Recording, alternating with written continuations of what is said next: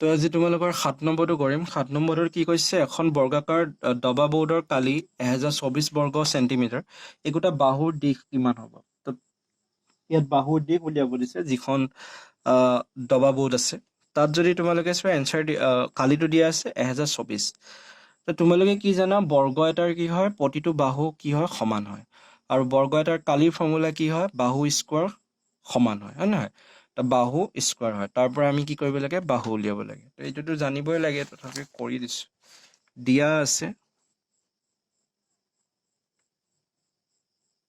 দিয়া আছে কালি। কিহৰ কালি? দবা বৰ্ডখনৰ কালি। সেইটো আৰু জানাই তোমালোকে, লিখি থকা নাই। কালি কিমান দিয়া আছে? 1024 হ'ল। তো কিহৰ কালি? দবা বৰ্ডৰ কালি। আৰু দবা বৰ্ডখন দেখাত কেনেকুৱা? বৰ্গৰ দৰে হয়, গতিকে কালিটো কি হয় তোমালোকৰ? বাহু স্কোৱাৰ সমান কিমান? 1024। তো স্কোৱাৰ হৈ আছে, স্কোৱাৰটো সমান চিহ্ন সিফালে গ'লে কি হ'ব? ৰুট অভাৰ, অৰ্থাৎ বৰ্গমূল। তো মানে 1024ৰ যদি তোমালোকে বৰ্গমূল উলিওৱা, যিটো পাবা সেইটোৱে হ'ব তোমালোকৰ বাহুৰ মান। আৰু তোমালোকে সকলোৱে বৰ্গমূল উলিয়াব জানা, তো উলিয়াবা। উলিয়াই পেলাই চাবা এইখিনি কি হয়। যি হয় সেইটোৱে হ'ব উত্তৰ, সেইটো নিজে কৰিবা। তাৰপিছত 8 নম্বৰটোত কি কৈছে তোমালোকক? 8 নম্বৰটোত কৈছে, তালিকাৰ পৰা √2, √3, √5 আৰু √7ৰ মান ব্যৱহাৰ কৰি তলৰ সংখ্যাবোৰৰ বৰ্গমূল উলিওৱা। তো মানে ইয়াত 10 আছে, 63, এইটো আছে, এইটো আছে। তো ইহঁতৰ কি কৈছে, √2, √3, √5, 7ৰ মান আমাক ইউজ কৰি পেলাই লিখিব দিছে। তো ইফালে যদি চোৱা, তালিকা এখন দিয়া আছে, দেখিছা? এইটো হ'ল তোমালোকৰ, এইটো 1, 2, 3, 4 যে আছে, ইয়াত দেখিছা √nৰ আসন্ন মান। কাৰণ যেতিয়া বৰ্গমূল উলিয়াইছিলো তেতিয়া মই কৈছিলো তোমালোকক, যিবোৰ বৰ্গ সংখ্যা নহয়, সেই সংখ্যাবোৰৰ আমি একজেক্ট বৰ্গমূল পোৱাটো কি হয়, টান হয়। যেনে ধৰি লোৱা 5টো এটা বৰ্গ সংখ্যা নহয়, তো সিহঁতৰ বৰ্গমূল পোৱাটো টান হয়। বহুত সংখ্যা ওলাই, কৰি গৈ থাকিলে ওলাই গৈ থাকে। তো সিহঁতৰ কিছুমান ধৰি লোৱা হয়, সিহঁতৰ মানটো এটা দশমিকৰ পিছত যিহেতু কৰি থাকিলে গৈয়ে থাকে, তো সেইকাৰণে এটা পইণ্টত সিহঁতক শেষ কৰি পেলাই ধৰি লোৱা হয়, এটা ভেলু এটা ধৰি লোৱা হয়, আসন্ন মান। ইংৰাজীত কোৱা হয় এপ্ৰক্সিমেশ্যন ভেলু। তো 1ৰ কাৰণেতো 1 হ'ব, 2ৰ কাৰণে বৰ্গমূল কিমান হয়? 1.414, 3ৰ কাৰণে হয় 1.732, 4ৰ কাৰণেতো 2 থাকিব, 4টো এটা বৰ্গ সংখ্যা হয়, 5টোৰ কাৰণে 2.236 হৈছে। তো এইবোৰ আমি যেতিয়া কৰিছিলো ন, বৰ্গমূল উলিয়াইছিলো, তেতিয়াও তোমালোকে এইটো এনচাৰকেইটা পাইছিলা। আৰু কেনেকে আমি কৰো সেইটো তোমালোকে অলৰেডি গম পাইছা। তো কিতাপত দিয়ে দিছে তোমালোকক মানকেইটা চাৰ্টৰ পৰা। তো সেই ভেলুকেইটা আমি ইউজ কৰি পেলাই এই অংককেইটা কৰিম। তো প্ৰথমটো হ'ল, প্ৰথম যিটো কুৱেশ্যন দিছে সেইটো 10। 8 নম্বৰৰ 1টো হ'ল 10। তো এতিয়া আমি ইয়াত কেনেকে √2, √5, √3, √4ৰ আমি ভেলু ব্যৱহাৰ কৰিব পাৰিম, কাৰণ ইয়াততো 10 দিছে, হয় নহয়? তো চোৱা কেনেকে কৰিব পাৰিম। 10টো আমি কি লিখিব পাৰোঁ? 2, 5 গুণ 10, হয় নহয়? এতিয়া 2টো আমি এই নিচিনাকে লিখিব নোৱাৰিম নে? √2 পূৰণ √2 পাৰিম। কিয় পাৰিম? কাৰণ তোমালোকে যদি চোৱা, √2 পূৰণ √2 অৰ্থ কি?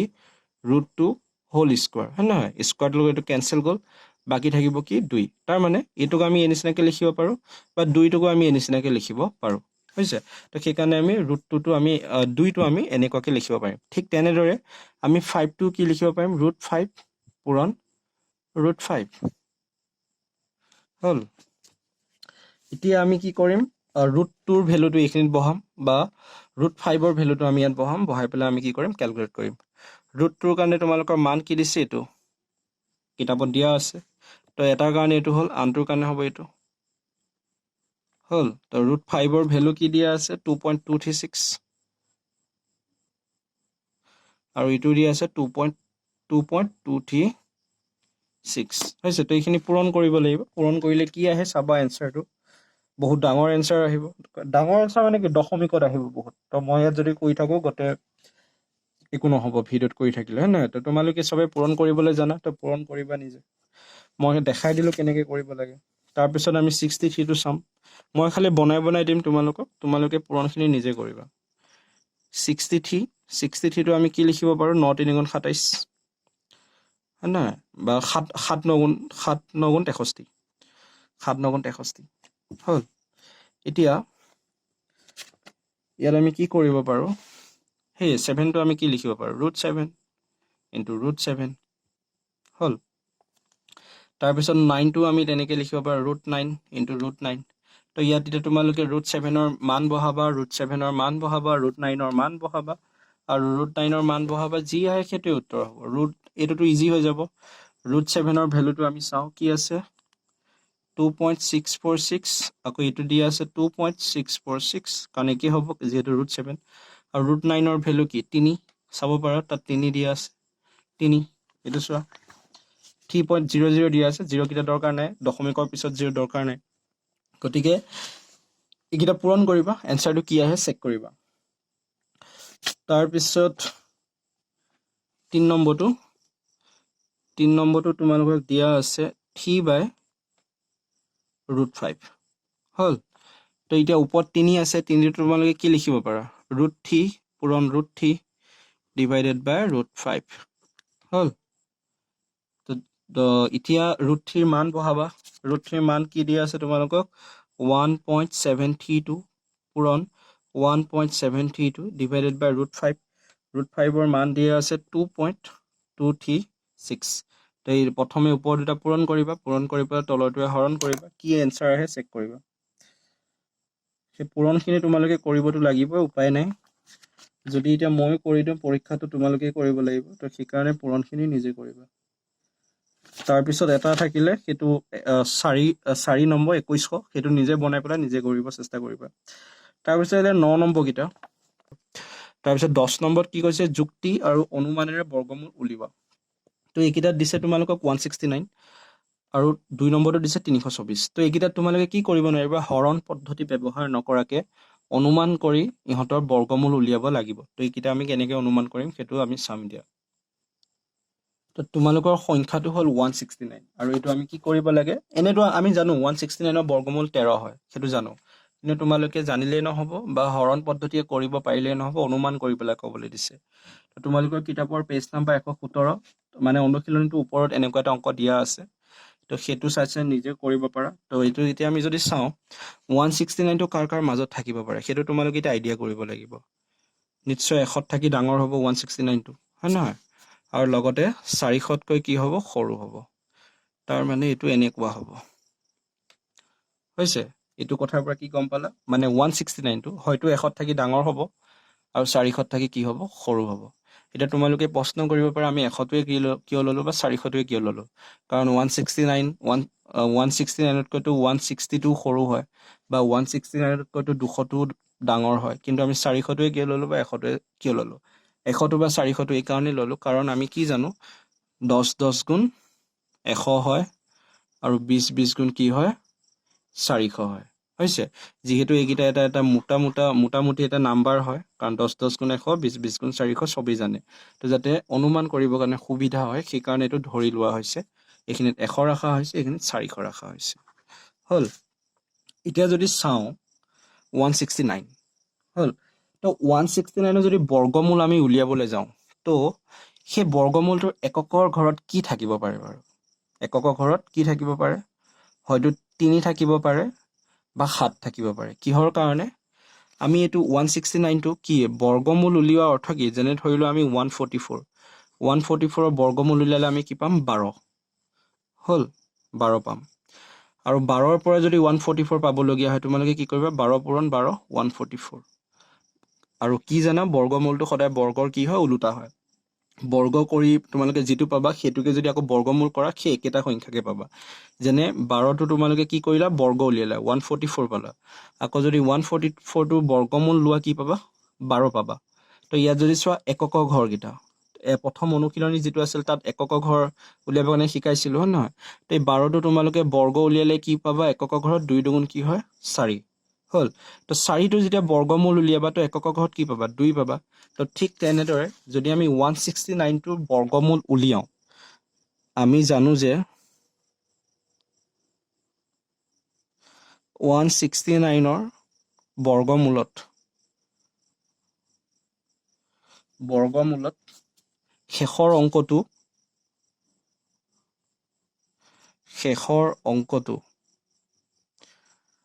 কি হ'ব পাৰে, শেষৰ অংকটো হ'ব পাৰে কি হ'ব পাৰে বাৰু, ইয়াত চোৱা 169ৰ লাষ্টৰ অংকত 9 আছে, তো ইয়াৰ বৰ্গমূল উলিয়ালে শেষৰ অংকটোত কি থাকিব পাৰে 3 থাকিব পাৰে ন। কাৰণ 3টো যেতিয়া আমি বৰ্গ কৰিম 3 3 গুণ 9 কৰি আমি 3 3 গুণ কৰি আমি 9 পাম এককৰ ঘৰত এইটো হ'ল তোমালোকৰ বৰ্গ সংখ্যা ইয়াৰ যেতিয়া আমি বৰ্গমূল ল'ম তো এককৰ ঘৰত নিশ্চয় 3 থাকিব লাগিব তেতিয়াহে আমি 3 দুটা পূৰণ কৰিলে 3 3 গুণ 9 হ'ব বা কি থাকিব পাৰে 7 থাকিব পাৰে কাৰণ 7 7 গুণ কি হয় 49 হয় তো 49ৰ এককৰ ঘৰত কি থাকে 9 থাকে হ'ব পাৰে 3 বা 7 হ'ল এতিয়া এইকেইটা হোৱাৰ পিছত তোমালোকে এইটো চাব লাগিব ইয়াত চাই তোমালোকে কি গম পালা 169 টো 100 আৰু 400ৰ মাজত আছে তাৰ মানে 10ৰ বৰ্গৰ মাজত আৰু 20ৰ বৰ্গৰ মাজত আছে হ'ল এতিয়া তোমালোকে কোৱা 169 টো যদি 10 আৰু 20ৰ বৰ্গৰ মাজত থাকিব পাৰে কি হ'ব পাৰে হয়তো 11ৰ বৰ্গ হ'ব পাৰে 12ৰ বৰ্গ হ'ব পাৰে 13ৰ হ'ব পাৰে 14 হ'ব পাৰে 15 হ'ব পাৰে 16 হ'ব পাৰে 17 18 19 হ'ব পাৰে হয় নহয় তো সেই নাম্বাৰ কেইটা যদি চোৱা সিহঁতৰ এককৰ ঘৰত 3 আৰু 7 কাৰ আছে 13ৰ আছে আৰু 17 আছে হয় নহয় তো সেই কাৰণে এতিয়া আমি আইডিয়া কি কৰিব পাৰো 169ৰ বৰ্গমূলটো এইটো বৰ্গমূল হৈ গ'ল হয় নহয় ইমানৰ মানটো কিমান হ'ব পাৰে হয়তো মান 13 হ'ব পাৰে বা 17 হ'ব পাৰে হ'ল কাৰণ 169 টো কাৰ মাজত আছিলে 100 আৰু 400ৰ মাজত আছিলে আৰু 100 টো 10ৰ বৰ্গ হয় 400 টো 20ৰ বৰ্গ হয় গতিকে 169 টো 10ৰ পৰা 20ৰ মাজতে থাকিব লাগিব আৰু যিহেতু সেই বৰ্গমূলটো এককৰ ঘৰত 3 আৰু 7 থকা হ'ব লাগিব তো 10ৰ পৰা 20 লৈকে 3 আৰু 7 থকা দুটাই সংখ্যা আছে এটা হ'ল 13 আৰু এটা হ'ল 17 এতিয়া এই 13 আৰু 17টোৰ ভিতৰত ইয়াৰ বৰ্গমূলটো কোনটো হ'ব তো তাৰ পিছত আমি চাব লাগিব কি চোৱা 169 টো কাৰ বেছি ওচৰত আছে যদি তোমালোকে চোৱা 169 টো 100ৰ বেছি ওচৰত আছে নে 400ৰ বেছি ওচৰত আছে নিশ্চয় 100ৰ বেছি ওচৰত আছে 400তকৈ হয় নহয় কাৰণ 169 আৰু সিফালে 400 এতিয়া তোমালোকে এটা আইডিয়া কৰা এই 13টো আৰু 17টো যদি বৰ্গ কৰা তে কি পাবা 13টো তোমালোকে 100ৰ ওচৰত পাবা 17টো তোমালোকে 400ৰ ওচৰত পাবা হয় নহয় এই 13 আৰু 17ৰ যেটা বৰ্গ উলিয়াবা 17টো কাৰ ওচৰ পাবগৈ 400ৰ ওচৰ পাবগৈ 13টো কাৰ ওচৰ পাব 100ৰ ওচৰ পাব তেতিয়া হলে কোৱা 169 টো কাৰ বৰ্গমূল হ'ব 13ৰ হ'ব ন 169 টো বৰ্গমূলৰ মান কি হ'ব 13 হ'ব কিয়নো 169 টো 100ৰ ওচৰত আছে আৰু 13টো যদি বৰ্গ কৰা সেইটো আমি 100 ওচৰতে পাম তো এতেকে 169 নৰ বৰ্গমূলটো কিমান হ'ব 13 হ'ব তো অনুমান কৰা মানে এইটোৱে তোমালোকে অলপ ব্ৰেইনটো চলাব লাগিব যিহেতু হৰণ পূৰণ একো কৰিব নালাগিব আইডিয়া কৰি ক'ব লাগিব তো এইটো নিচিনা গতিখিনি কথা তোমালোকে ভালদৰে বুজি পালে সেইটো কৰিব পাৰিবা তো সেই কাৰণে অংকটো একে লাষ্টত দিছে তো এই ব্ৰেকেটৰ ভিতৰতে লিখি দিবা এনেকে যিহেতু 169 টো 100ৰ বেছি ওচৰত আছে হৈছে তো এনেকে মেইন কথাটো এইটোৱে অকমান নিজে চিন্তা কৰিব লাগিব আৰু কিতাপতো দিয়া আছে এইটো হ'ল অংকটো কিতাপৰ অংকটো অলপ নিজেও চাব পাৰা নিজে চাই যদি বেলেগ ধৰণে কৰিব পাৰা তাতো আপত্তি নাই খালি এনসাৰটো ওলাব লাগে আৰু ঠিকমতে ওলাব লাগে তো 324 টো তেনেকে কৰিবৰ কাৰণে চেষ্টা কৰিব একেই নিচিনা সব একেই আহিব খালি 169 ৰ ঠাইত 324 বহাবা 324 বহাই পেলাই অকমান চাবা কোনফালে যাব পাৰে 324 টো তো ইয়াত আমি যেনেকে পালো 13 টো 10ৰ 13 টো বৰ্গ কৰিলে আমি 169 পাওঁ আৰু সেইটো কি হয় 13 টো বৰ্গ কৰিলে 100ৰ ওচৰত পাম 17 টো বৰ্গ কৰিলে 400ৰ ওচৰত পাম ঠিক তেনেদৰে 324 টো কাৰণে চাবা সেইটো আমি কাৰ ওচৰত পাম 324 টো 400ৰ ওচৰত পাম কিন্তু ইয়াত যদি চোৱা 169 টো আমি 100ৰ ওচৰত পাওঁ তো তেনেকে অকমান নিজে চিন্তা কৰিব লাগিব